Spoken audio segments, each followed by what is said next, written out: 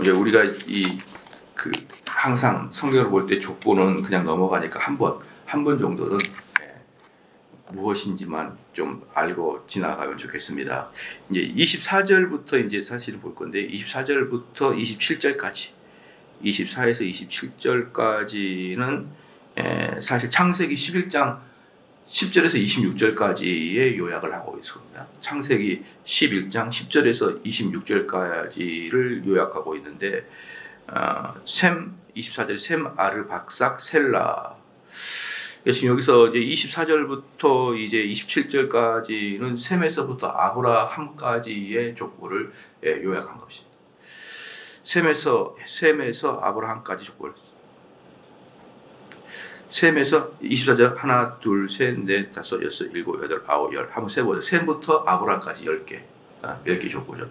그래서 제가 지난번에도 말씀드렸지만 성경의 족보는 10개 족보로 10대로 딱딱 나누는 게 때로는 어떤 느낌이 든다고요?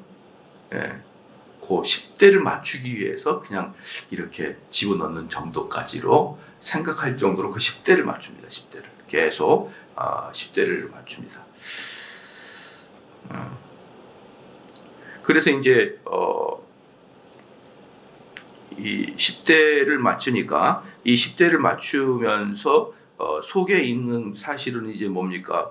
명확한 사람의 그 숫자는 중간에 좀 안 좋은 사람들은 빼버릴 수도 있고 이렇게 된다 이 말이에요. 10대를 맞춘다. 이것은 셈부터 아브라함까지가 10번째 족보다라고 말하기보다는 10대를 맞춰서 아브라함을 끼워 넣었다라고 볼 수가 있어요. 그러니까 이 족보를 따라서 그대로 연도를 계산하게 되면은 사실은 뭐라 그럴까요? 정확하지는 않다는 것이죠. 이게 왜 그러냐 그러면은 많은 사람들이 창세기의 이 족보를 통해 나의 족보를 통해서 창세기 나의 족보를 통해서 뭡니까? 창조 연대를 계산하고 막 그러거든요. 근데 그건 사실 정확하지는 않다는 거죠. 그건 사실은 정확하지는 않다. 왜? 창세기에서 말하고 있는 족보는 당연히 역사를 말하고 있지만 역사를 알려주려고 하기보다는 뭘 알려준다? 믿음의 흐름을 알려주려고 한다라는 것이죠. 그러면은 셈, 함, 야벳, 셈, 함, 야벳이라는 그 노아의 세 아들 중에 함과 야벳은 이전에 이야기를 다 했어요. 그 다음에 셈족을 보여주는데 이 셈족, 그 중에 셈, 함, 야벳 이 세 개의 족보 중에 하나님은 선택을 셈을 한 거예요. 셈. 왜 셈을 하느냐면 거기서 이제 결국은 아브라함이 나오니까 그 족보에서. 그러니까 이 셈이라는 것은 하나님이 주권적으로 한 민족을 선택했다라는 뜻이고요. 그 다음에 이제 아브라함이라 하는 뜻은요. 여기 27절에 보면은 아브라함을 곧 아브라함이다 이렇게 이야기를 했잖아요. 이 아브라함은 뜻이 고귀한 아버지예요. 고귀한 아버지. 아브라함은 고귀한 아버지고 아브라함은 많은 민족의 아버지라는 뜻이에요. 아브라함은 많은 민족의 아버지. 아브라함은 고귀한 아버지고 아브라함은 많은 민족의 아버지. 열국의 아버지 이런 뜻이거든요.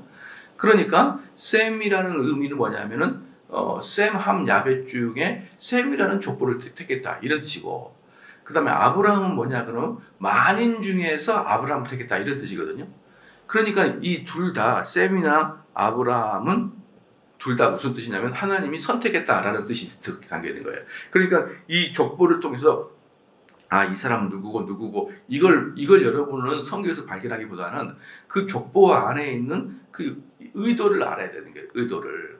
그러면 셈이 1대고 아브라함이 10대다 이 뜻은 뭐냐면 이 민족은 뭐라는 뜻이에요. 선택된 민족이라 그것을 보여주고 있는 것입니다. 그들이 뭘 잘해서가 아니라 그냥 하나님이 선택한 거예요. 셈족도 그렇고 아브라함 후손도 그렇고 그럽니다. 25절에 보면은 루 있죠. 루 25절이 루라는 사람의 이름의 뜻은 뭐냐면 교제 또는 친구, 동료 이런 뜻이에요. 루. 근데 이런 이름들은 대체적으로 후손들이 이름을 썼을 확률이 대단히 높아요. 그러니까 이름 자체가 이름 자체가 그 사람의 의미를 보여주는 것이죠. 그러니까 정대원 이렇게 족보를 올리는 게 아니라 나중에 후손들이 만약에 뭐라고 할까요? 예를 들어서 개혁주의의 개척자, 개혁주의 개척자 이렇게 이름을 보여준다 그러면 그 후손들이 쓰는 거잖아요. 제 이름이 아니라. 그러니까 여기서도 루라는 이름은 사실 이제 그 셈의 후손이면서 아브라함의 조상인데 루라는 이름 자체가 교제예요, 교제. 그래서 이 족보를 보면은 루는 하나님과 교제를 하였다라는 그런 추측을 할 수가 있어요. 루는 하나님과 교제를 하였다 추측할 수가 있습니다. 그래서 여기서 보면 이제 우리가 항상 이해하지 못했던 게 뭐냐 그러면요, 아브라함은 어디에 출신이냐 그러면 우루 출신이다. 우루가 어디냐면요, 또 우리 어제처럼 우리 지도를 한번 상상해 볼까요? 지도를 한번 상상해 보면요, 이 애굽에서 홍해를 건너면 뭐라 그랬어요? 애굽에서 홍해를 건너면 아라비아 광야, 아라비아, 지금의 사우디아라비아. 아라비아 강가가 사우디아라비아가 이렇게 네모처럼 크게 이렇게 네모처럼 이렇게 돼 있잖아요, 그죠? 아마 잘 알 거예요. 크게 내게 돼가지고 홍해를 건너자마자가 아라비아 광야 나오거든요. 요 아라비아 광야에 딱 떨어져가지고 대가 옆으로 쭉 하게 되면은 그 아라비아 광야 이렇게 딱 되는데 여기 있잖아요. 여기가 바로 우르예요, 이쪽이. 그러니까 홍해 반대편에 이것을 요즘 말로 페르시아만이라고 그래요, 페르시아만. 그래서 이 사우디아라비아를 기점으로 그 왼쪽에는 홍해고 오른쪽에는 페르시아만이에요. 페르시아. 여러분 좀 아시겠죠? 그 페르시아만 그 꼭대기 거기가 우르예요. 그러니까 그 우르는 바로 옆에가 바다가 있고 그 바다로 들어오는 강들이 있어요. 좀 이따가 보면 알겠지만 그 강들이 있고 거기가 지금 우르거든요. 근데 그 아브라함 조상들이 거기 살았어요, 우르에. 그럼 이스라엘하고는 상당히 먼 거리입니다. 그 뭐 고대의 시각으로 보면 정말 먼 거리. 왜냐하면 중간에 사막이 엄청나게 많으니까 상당히 먼 거리에 우르에 살았고, 그 다음에 이 아브라함의 가족이 데라가 아버지인데 그 데라가 아브라함을 끌고 어디로 쭉 가냐면 하란으로 갑니다. 하란. 그죠? 하란으로 갔다가 하란에서 다시 이스라엘로 내려와요. 근데 그 하란은 어디냐 그러면은 현대의 터키 지금 근방이에요. 터키 정도의 근방 가니까 뭐예요? 그 우르에서 즉 페르시아만 꼭대기, 지구로 말하면은 페르시아만 꼭대기에서 쭉 올라가 가지고 그 터키까지 올라갔다가 다시 터키에서 내려오는 거. 그 엄청난 거리를 걸었거든요. 엄청난 거리를. 그런데 우리가 이제 이해가 안 됐던 게 뭐냐면, 야, 도대체 아브라함의 조상들은 하나님을 섬겼을까? 자, 이런 고민이 있었잖아요. 그냥 우리는 그냥 아브라함이 믿음의 조상이라고 하잖아요. 아브라함이 믿음의 조상이다, 이제 이렇게 이야기를 해서 아브라함부터 하나님을 섬겼다고 생각할 수가 있잖아요. 근데 족보를 보면은 아브라함의 조상이 셈인데, 그렇잖아요. 셈은 이미 노아의 후손으로서, 노아의 아들로서 같이 하나님께 예배를 드렸던 그런 족보들이잖아요. 그렇잖아요. 그러니까 그 당대에 여호와 하나님을 섬기는 사람들이 그 팔레스타인에 몇 명이 모여 있었던 것은 아니었다는 거예요. 그 당시에 사방으로 퍼져 있다는 것이죠. 무엇 때문에 퍼져 있을까요? 노아의 후손들이 쫙 그 바벨탑 사건으로 다 퍼져버렸잖아요. 그러니까 노아의 사건이 바벨탑으로 사건을 퍼졌기 때문에 그 바벨탑이 어디 있다 했습니까? 바벨론, 지금의 이라크가 바벨탑이 있는 지역이란 말이에요. 이라크가. 그러니까 거기를 중심으로 쫙 퍼졌으니까 어떤 사람들은 뭐 어디로 가게 그리스까지 가고 또 북아프리카까지 가고 또 이 셈족의 후손들은 페르시아만까지 가고 이렇게 해서 쫙 퍼졌던 거예요. 그러니까 그 당시에 하나님을 섬기는 민족이 아무도 없었다라고 말하는 것은 아니고 모든 민족들이 다 하나님을 섬기고 있었던 게 맞아요. 맞는데 점차적으로 타락해가지고 하나님을 아닌 우상을 섬기게 되는 거였죠. 그러니까 먼저 선 하나님이고 후 우상인 거예요. 그렇잖아요. 왜 그럴까요? 노아의 후손이니까. 선 하나님이지만 그 하나님에 대한 그 믿음을 무엇을 가지고 있지 않았으니까, 성경을 가지고 있지 않았으니까 그 후손이 가면서 비슷하게 하면서 우상으로 바뀌는 그런 경향으로 바뀌었지, 실질적으로 하나님을 섬기는 것은 이상한 일이 아니었다라는 것을 여러분이 알아야 됩니다.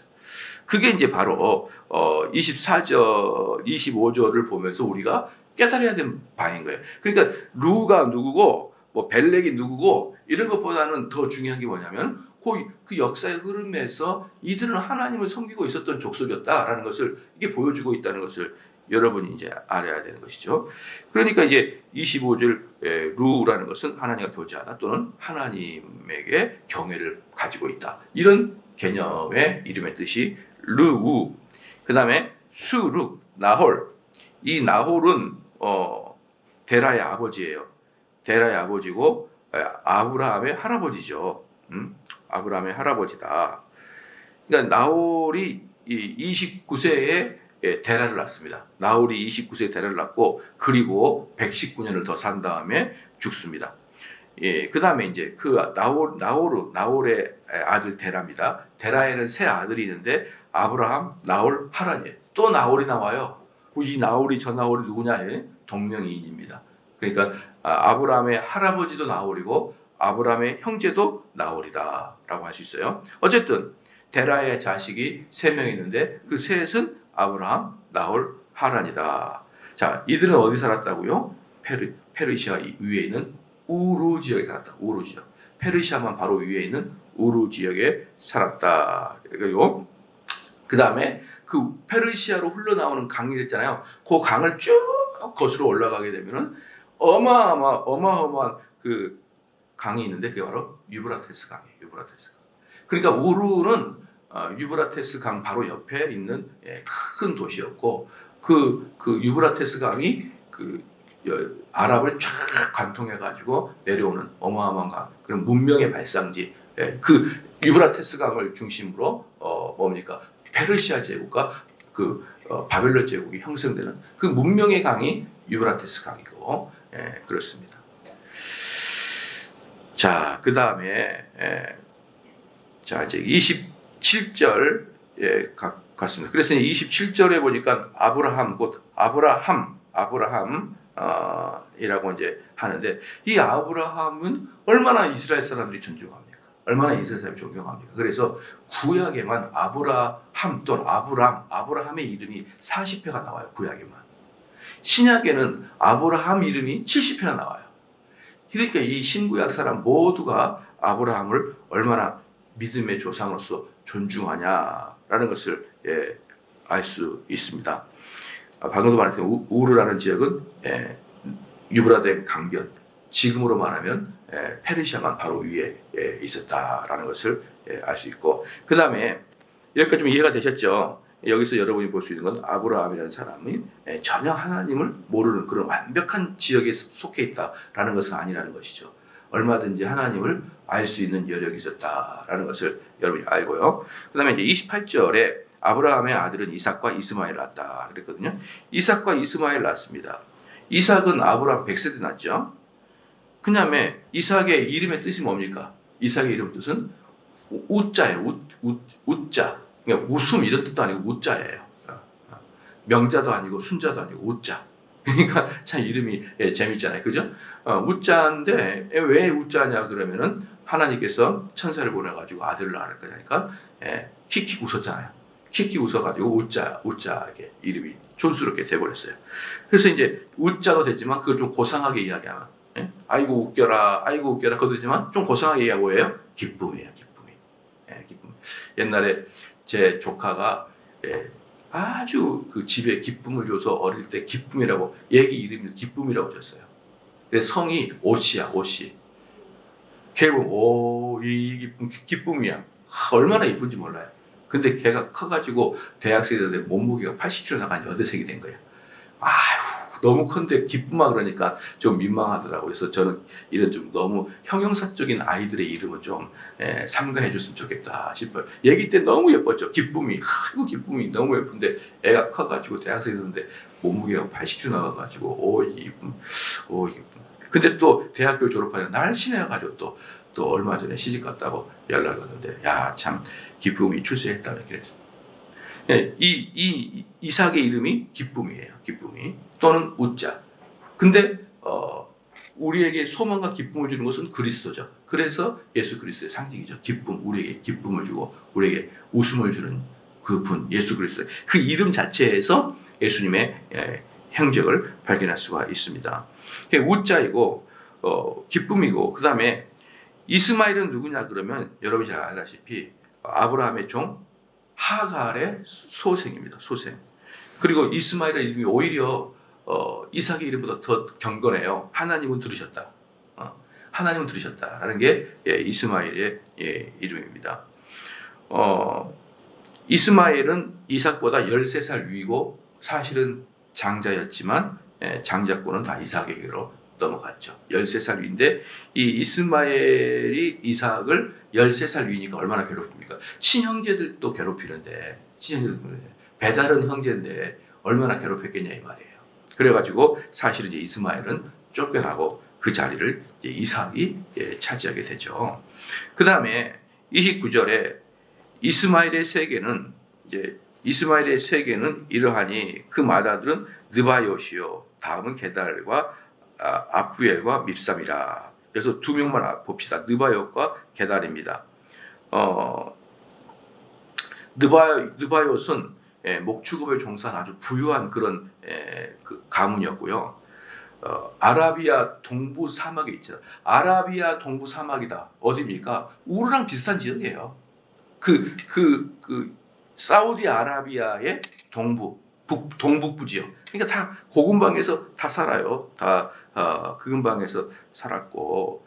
그래서 이제 느바요스는 그 지역에서 아주 돈을 많이 버는 그런 사람이었고, 게달이란 뜻은 뭐냐면 까무잡잡하다는 뜻이에요. 게달도 역시 북부 아라비아를 형성해서 목축을 하고 살던 그런 민족들이었고, 이 게달도 비슷합니다.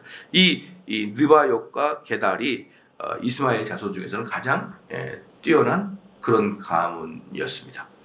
그 다음에 31절에는 이 여둘은 그 후손들이 주로 어디 사냐 그러면요, 여러분 이제 방금 아라비아의 북동부가 거기 페르시아만이잖아요. 그 위로 쭉 올라가면 레바논이에요. 그 위로 쭉 올라가면 거기도 여전히 사막이죠. 근데 이 여둘이라는 자의 후손들이 레바논의 동남편, 즉 그러니까 우루 지역의 약간 위쪽, 거기서 거주하면서 이스라엘과 상당히 자주 부딪히는 그런 민족이 되어버렸죠. 왜냐하면 레바논과 그 강 하나 사이로 이스라엘이니까 둘이는 자주 싸울 수밖에 없는 그런 적이 됐습니다. 그 다음에 32절에 33절까지, 32절에 33절까지가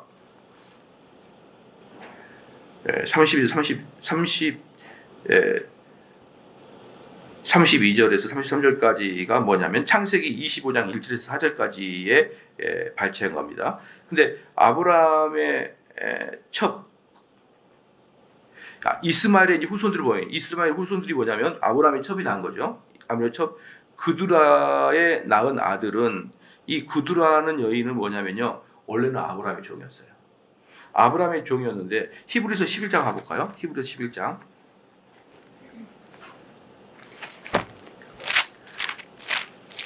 히브리서 11장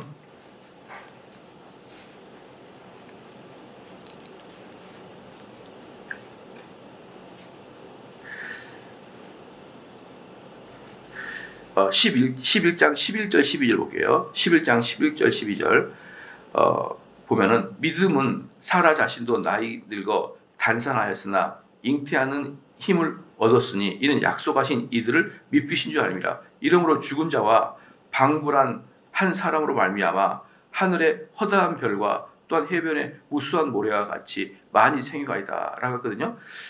여기서 보면은 사실 사라는 거의 아이를 못 낳고 말았다는 것을 이야기합니다. 그러나 무엇을 알 수 있냐고, 아브라함의 자손이 엄청나게 많다는 거예요. 아브라함의 자손이 엄청나게 많습니다. 그 아브라함의 자손을 엄청나게 많이 배출한 사람 중에 하나가 구두라예요. 구두라. 그렇죠?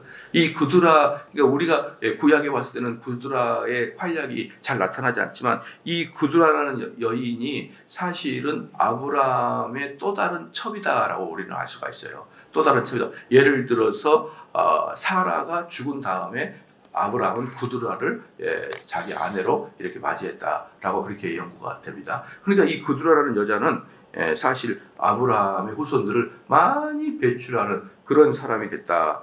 자, 아브라함의 첩 구두라에 낳은 아들은 시므랑과 역산과 무당과 미디안과 이스박과 수아요. 그렇잖아요. 그렇죠? 그다음에 역산의 아들은 스바요 드단이다. 그러니까 그드라의 아들만 6명이에요. 그들의 아들만 6명이에요. 그래서 여기서 사실은 그 아브라함의 후손들을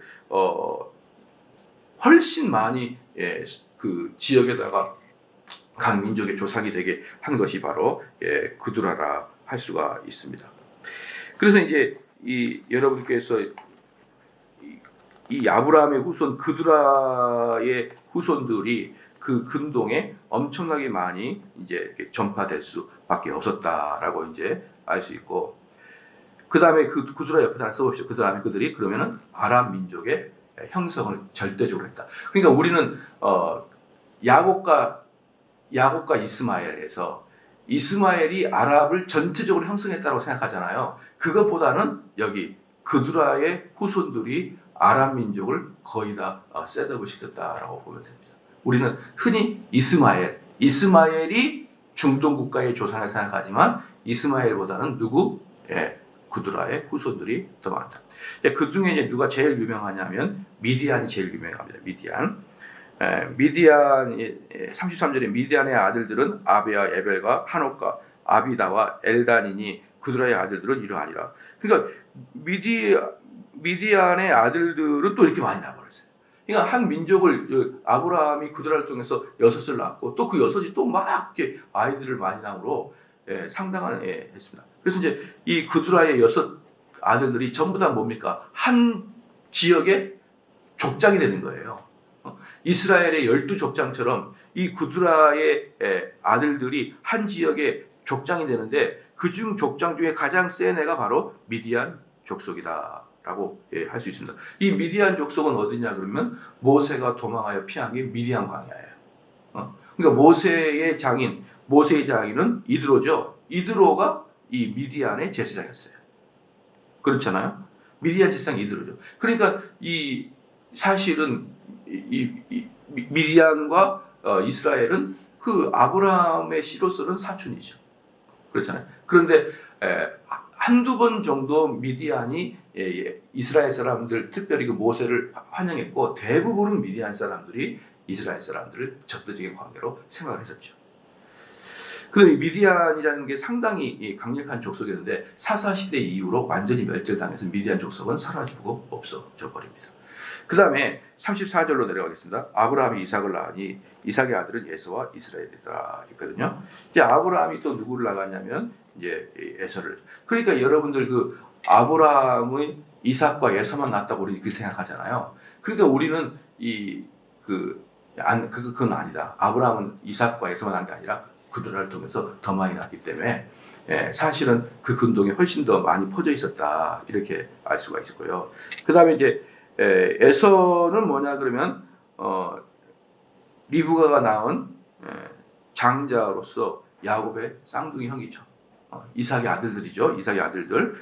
근데 그 사람은 장자의 명분을 팥죽 한 그릇에 이삭에게 바래버려요. 그러니까 이 에서가 우리는 언뜻 보면은 이런 거예요.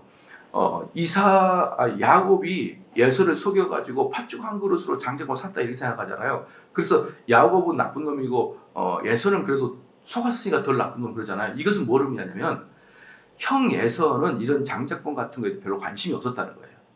근데 그 동생 야곱은 이런 장자의 축복을 또 엄청 받고 싶어 한다는 것이죠. 그러니까 여러분 보면 달라요. 교회에서도 보면은 어떤 사람은 도덕적으로 좀 나쁠 수가 있어요. 어떤 사람은 남들에게 피해를 줄 수가 있거든요.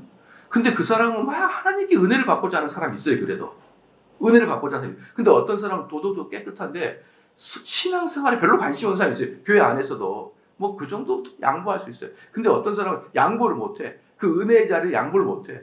근데 어떤 사람은 도덕적으로 괜찮은데 오케이 이런 사람이 있어요. 그런 대표적인 형상이란 말이에요. 그런 사람은. 그러니까 야곱은 뭔가 남들에게 피해를 주고 뭔가 다른 사람에게 이렇게 미움을 받을 수 있는 그런 조건을 갖추고 있는데 그 복을 받으려고 하는 열심을 갖고 있는가 하면 이 예설은 도덕적인 사랑에 반해서 영적인 것에 대해서 그다지 관심을 갖지 않는. 그래서 가져 오케이 팥죽한 거는 오케이 이렇게 하는 민족이었습니다. 자, 이 예서는 결국은 이름이 어떻게 되냐? 에돔으로 바뀌었습니다. 에돔으로.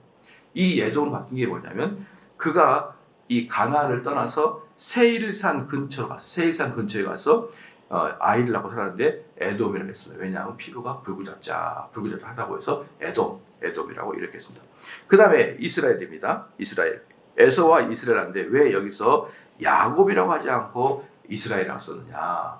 이스라엘의 뜻은 무슨 뜻이에요? 하나님과 겨뤘다라는 뜻이고, 또는 좋은 말로는 하나님의 방백이다라는 뜻이에요. 그러니까 여기서 이스라엘은 자기를 우리는 야곱의 후손입니다라고 하지 않고 우리는 이스라엘입니다 이렇게 굳이 그렇게 하거든요. 그 이유는 뭐냐면 우리는 하나님과 겨룬 민족이다라는 것을 그렇게 보여주고, 우리는 하나님이 명령하시면 또 우리는 나가는 하나님의 방백이다, 이런 이 이미지를 갖기 위해서 이들은 야곱이라는 족속이라기보다는 이스라엘의 족속을 훨씬 더 사용한다라고 할 수가 있고요.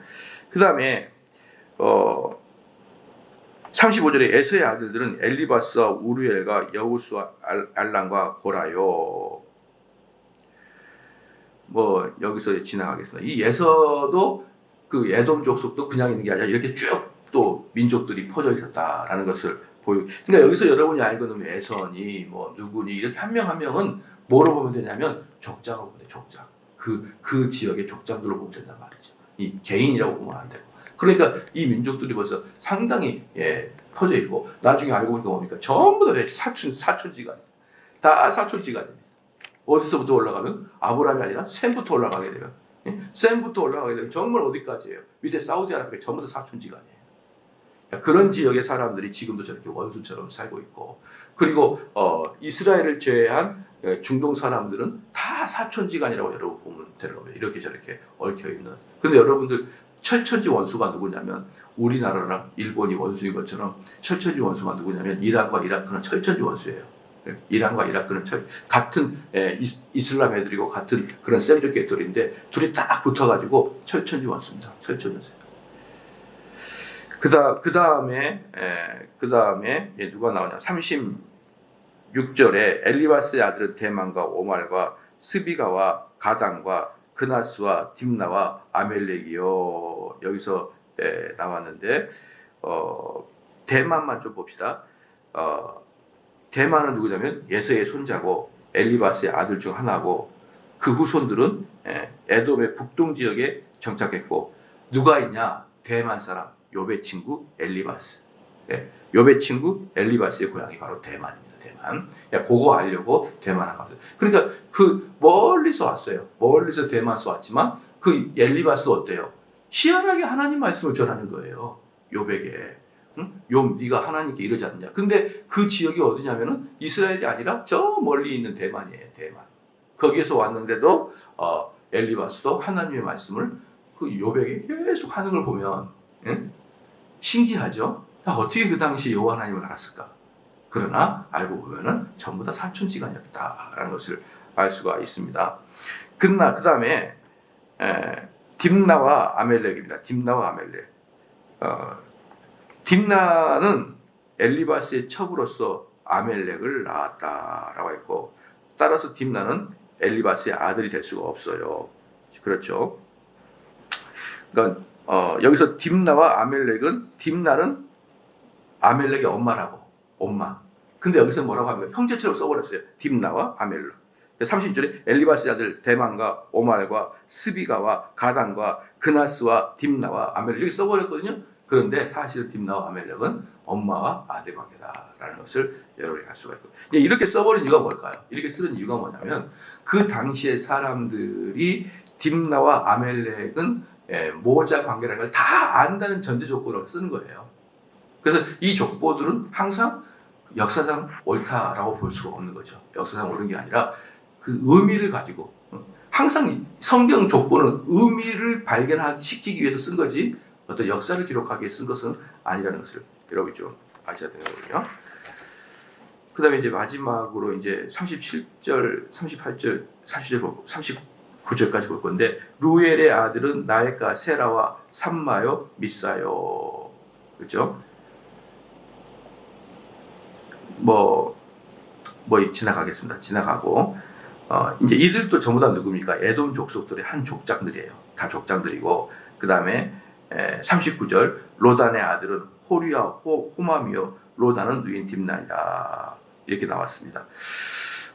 이 딥나가 누구냐면 엘리바스의 첩으로서 후에 영광스럽게도 에돔 족속의 족장이다. 그래서 이 에돔 족속은 총 13개의 족장들로 이렇게 이스라엘의 족장은 12개의 족장으로 들어가지만 에돔 족장은 13개의 족장으로 이렇게 퍼져 있다. 그러니까 어떠세요? 만만치 않은 숫자로 번성되어 있습니다.